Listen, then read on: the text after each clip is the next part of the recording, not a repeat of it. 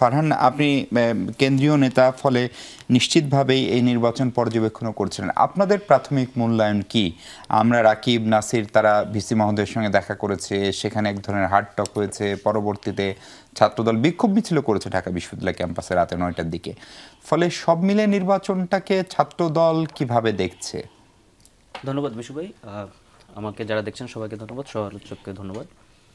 স্বাভাবিকভাবে একটা ডাকসু যে নির্বাচন, এটা হচ্ছে আমাদের ঢাকা বিশ্ববিদ্যালয়ে যারা শিক্ষার্থী রয়েছেন তাদের একটা প্রাণের স্পন্দন বা প্রাণের দাবি।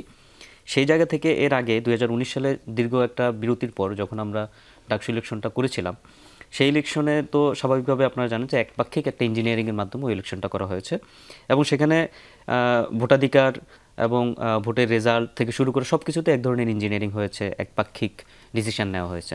তো সেই জায়গা থেকে পার হয়ে 24-এর গণঅভ্যুত্থানের পরে আমরা এবার এসে যে ডাকসুর নির্বাচনটা করে অনুষ্ঠিত হলো, আজকের যে নির্বাচনটা, এই নির্বাচনটাতে আমরা প্রথমত স্বাগত জানাই।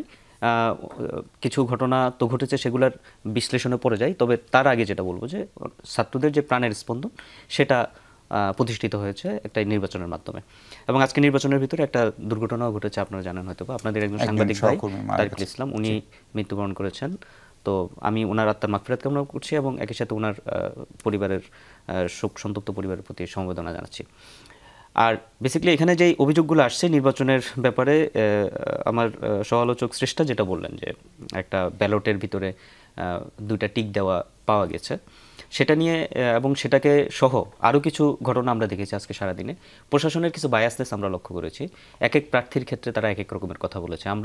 আমার আস্তে আস্তে একটা ভিডিও ফুটেজ দেখছিলাম যেখানে হচ্ছে 2জন প্রার্থীর ক্ষেত্রে আমাদের ঢাকা বিশ্ববিদ্যালয়ের মোনামি ম্যাম, ওনার যে আচরণ সেটা টোটালি ডিফারেন্ট। মায়েদকে তিনি ধমকাচ্ছেন, কিন্তু ফরহাদকে তিনি ফরহাদের ধমক খাচ্ছেন। ব্যাপারটা এমন জায়গায় গিয়ে দেখেছে, এটা খুবই অ্যালার্মিং এবং আমাদের জন্য এটা খুবই দুঃখজনক একটা ব্যাপার। আবার ভাইস চ্যান্সেলরকে আপনারা ধমকেছেন? ভাইস চ্যান্সেলরকে ধমকেছি, সেটার প্রক্রিয়াটা আমি পরে বলছি, স্যার অবশ্যই দেব। আমি নির্বাচনী প্রক্রিয়ার ভিতরে যে অনিয়মগুলো ঘটছে, আমরা এখানে একটা পক্ষপাতিত্ব দেখছি এবং আমরা অনেক আগে থেকেই দেখছি এই ধরনের একটা পক্ষপাতিত্ব হয়ে আসছে দীর্ঘদিন যাবৎ। এবং নির্বাচনে অমর একুশে হলের যে ঘটনাটা বললো, অমর একুশে হলের ঘটনাটাতেও সেখানে একজন পোলিং অফিসারকে প্রত্যাহার করা হয়েছে বা প্রিজাইডিং অফিসারকে।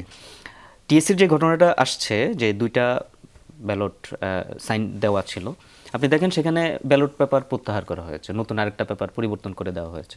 এটা কি কোনো শাস্তি হলো? এটা কি নির্বাচনী প্রক্রিয়াতে, এটা কি খুব এত বড় একটা নির্বাচন, সেখানে আপনি একটা পেপার আপনার কাছে আসছে, আপনার সতর্কতা কোথায়? ডাকসু নির্বাচন কিন্তু ছোটোখাটো কোনো জিনিস না। আমরা বুঝলাম কি যে এখানে প্রশাসন, কিন্তু ধরেন আমি যদি পোলিং অফিসার যদি এই অনিয়মটা করতেই চান, তাহলে তো সেই পেপারটা ফেলে দেওয়ার কথা।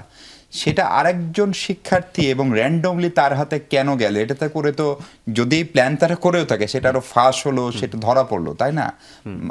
এটা তো তাহলে সাবমিট করে দেওয়ার কথা। আমি বলি, আমি জিনিসটাকে বলছি না যে এটা একেবারে প্ল্যান করে করা হয়েছে বা কিছু। আমি এখানে প্রশাসনের ব্যর্থতাটার কথা তুলে ধরছি। আপনি দেখেন, আপনি যদি এখানে কোনো ধরনের আপনার অসৎ উদ্দেশ্য থাকে, তাহলে এখানে একটা ব্যাপার আছে। ঢাকা বিশ্ববিদ্যালয়ের ফার্স্ট ইয়ার সেকেন্ড ইয়ার শিক্ষার্থী যারা আছে, তাদের অনেকেরই এমন মনে হতে পারে যে আমি যদি এই পেপারটা ধরিয়ে দেই, ও হয়তো বা সাবকনসিয়াসলি হোক আনকনসিয়াসলি হোক জিনিসটাকে অ্যাভয়েড করে যেতেও পারে।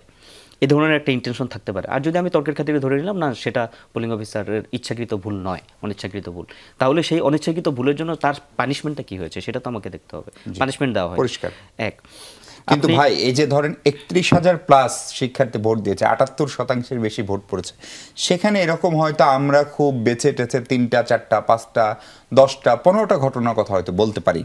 আমার প্রশ্নটা হচ্ছে, ছাত্র দলের শুরু থেকেই ডাকসু নিয়ে খুব বেশি আগ্রহ ছিল না, আপনাদের যাবে ছিল না, হয়ে গেছে তারপর রেদার ছাত্র দলের বা বিএনপির মূল আগ্রহ ছিল একদম 5 আগস্টের পর থেকে 6 আগস্ট থেকে জাতীয় সংসদ নির্বাচন।